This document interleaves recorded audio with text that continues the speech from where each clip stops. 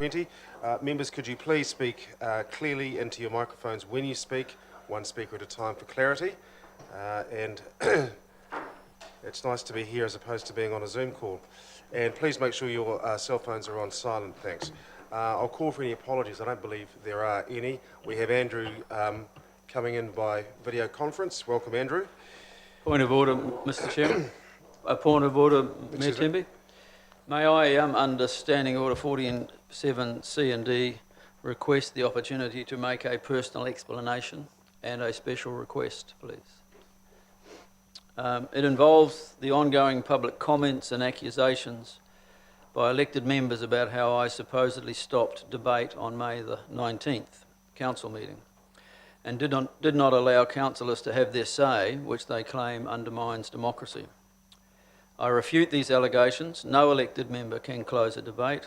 It requires a seconder, which was done by Councillor Clout, and it would have required a majority of elected members to vote in support to actually close the debate, and unfortunately, as all councillors know, that did not occur. My request will be to the Chief Executive that he ensure that a report is prepared to analyse what happened at the meeting in light of Standing Orders 25.2b and also 21.6 and 25.3, and that these clauses are discussed in the Standing Orders training being held for elected members on Monday, June the 8th. Based on the outcome of that report, I would ask that advice would be given to elected members in regard to any further comments that may be repeated by them about my role in the May 19 council meeting and their relationship to obligations under the members' code of conduct. Thank you, sir. Thank you, Councillor Baldock.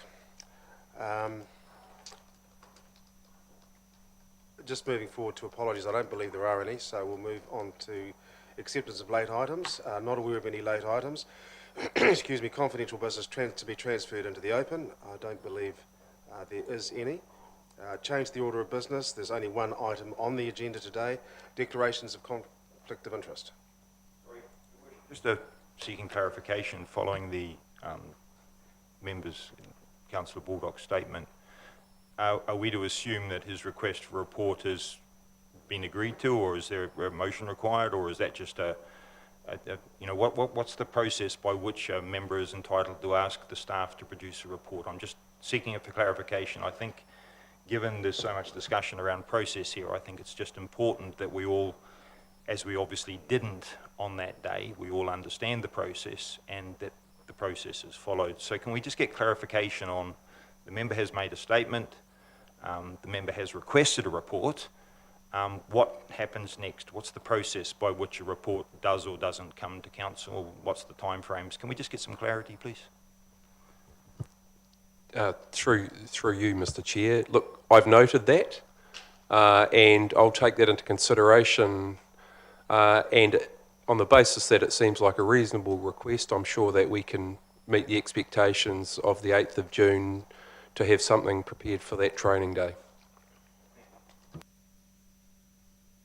Back to declarations of conflict of interest. Are there any conflicts of interest? I don't believe there are any, and there's no late items. Excuse me. We are now moving into the public excluded section. Can I call for a mover and a seconder, please? John, mover. Kelvin, seconder. Thank you very much. All those in favour, please say aye. Against, abstentions, carried. Thank you very much. The exception to keep. Yes, indeed. There is the exceptions, of course, to the public excluded part of this meeting.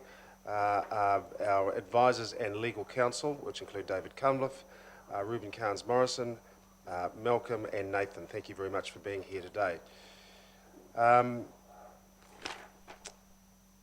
Nick, am I handing